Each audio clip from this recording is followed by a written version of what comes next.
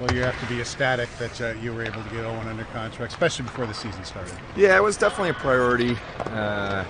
With tonight being opening night to get this done, it picked up intensity over the last 48 hours. But we've been working at this since the combine, I think, is when it first started, where we met with Pat Brisson and CA in person. And like I said before with Rasmus, the key part of this was that we were aligned philosophically. He wanted to be here. It was very clear, and he made it known that he wanted to be here, and he wanted to be here for a long time.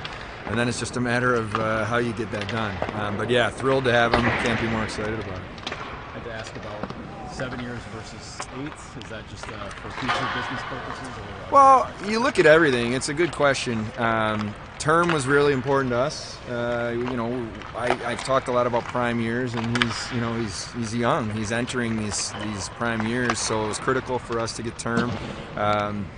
And you also look at years down the road where our contracts are structured and when certain contracts are expiring, and so there's some planning that goes into all that. But for us, most comfortable that we were trying to really work towards was that 7-8 year type of discussion, and that's ultimately to get to a deal. There's give and take both sides, so we felt comfortable, he felt comfortable, and obviously that's how we got a deal done. Are you surprised in this league it's kind of gone this way now? More of for the younger players I'm talking about, they're not going for the 3-year deals. They used to, well, let me go 3 years, I'll bet on myself and I'll get more money. And you're not seeing that anymore. Are you surprised it's changed like that? Yeah, it goes both ways, right? Like, I think it's certainly individuals are different with what they're thinking. Some would rather be short, some would rather be long. I think it speaks more in our own situation, I guess, is really all I can speak to, but that the commitment these young guys are making to be here and be here for a long time and believe in what's happening and believe something special is happening. So that's the key piece for me.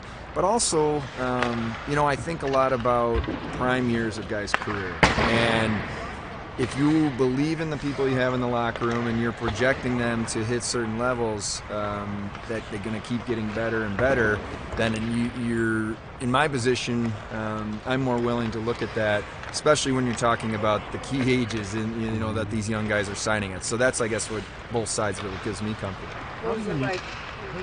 How unique was the maturity that Owen had last year, coming in as still a teenager, and just the hard minutes he played and so forth?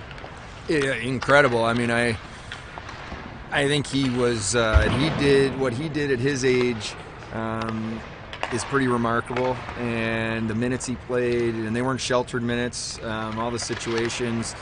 In that position at that age, obviously he has talent. Everybody can see that he has talent, but the maturity he plays with, the calmness, the poise, and he's still getting bigger and stronger, so he's just scratching the surface of what I believe he can do. But when you have defensemen like him that can be out there 25 plus minutes a game in every situation, and then you add, by the way, Rasmus Dahlin and Samuelsson that are young and can eat up huge minutes, I think that's a really good place to start building your team. What was it like to have that moment with Owen's family last time? It was great.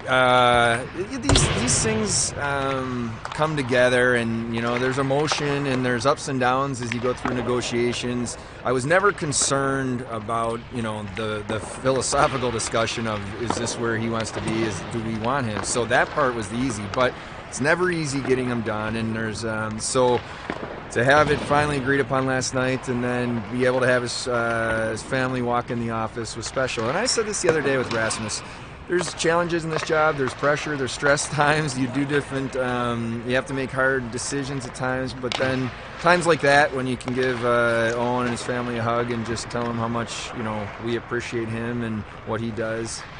It's pretty special. Having 5 guys sign long-term like this, all the prospects that you have coming up, the entry-level deals you have coming, does that really feel like that gives you the flexibility in the future to augment your roster if you need to with external upgrades if a need arises? Yeah, and I'm glad you brought that up, because what I've talked about for so long now is identifying your core pieces, and you have to draft well, you have to develop well, and then when you recognize pieces that you believe are going to help you win, you want to get the guys locked up in their prime years for as long as you can.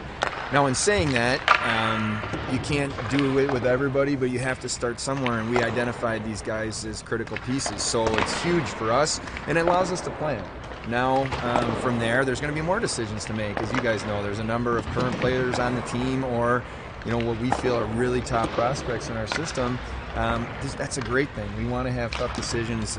You're putting a puzzle together. You're planning long term, but you also have to look short term and how you can win hockey games now. So, but to have those pillars in place, foundational pieces that are here for a long time, is a big help as we plan this out. Kevyn, there's such a search going on for top defensemen. Some teams, like the Leafs, really don't even have one. I mean, you have 2 or 3 you can make that argument. You have now locked in long term. How much does that take pressure off the entire organization in terms of scouting, drafting, the GM, and that you have something that most people spend a lot of time finding, and now you don't have to worry about that and go to something else? Yeah, I couldn't agree with you more. I mean, it is tough in this league to play defense as it is. I mean, obviously with Rasmus and Owen being number 1 overall defensemen, picks that are defensemen, you come into the league with a certain pressure and expectations on their shoulders.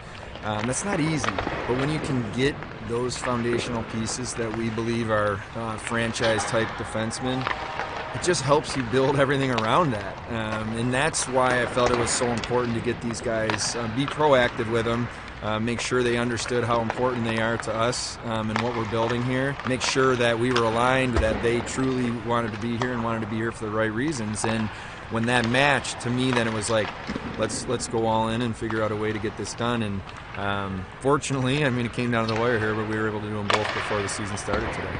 In the wake of the news last night, what does the organizational structure look like now? Are you reporting directly to Terry, or how does that work? For me personally, yeah, I mean, I nothing changes for me personally in terms of reporting structure, and obviously you guys know John's no longer with the organization, but there's a lot of excitement in our organization right now. There's a lot of really good people on the business side that have been doing this a while, that understand what their day-to-day job is, and are aligned. And I sit and talk during days all the time with different members of our organization in different departments, and there's a lot of excitement, and I'm excited about what we have, so it really doesn't change anything day to day. In terms of, you guys were kind of down near the bottom of the league, spending for a few years when you went so young.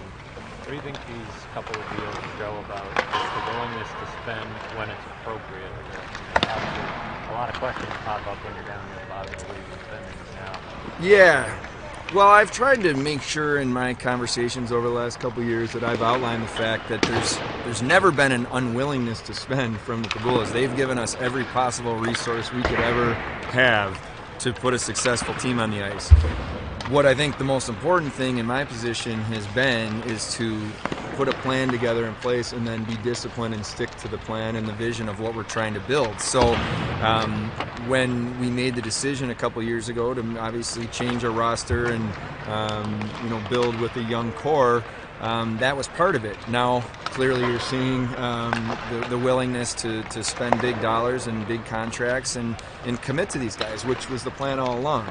So look, I mean, moving forward, we know that we're going to be a team that is right up against the cap, and you're going to have to manage that in a different way than we've been over the last couple of years. But that's also why you have to be careful making certain decisions, whether it was last year or this summer, that when you're projecting out what we've done here over the last couple of days can change things. So we've had to be really disciplined and intentional with how we build the roster. But there's never been an unwillingness to spend, and that's something that I certainly appreciate from the Pegulas.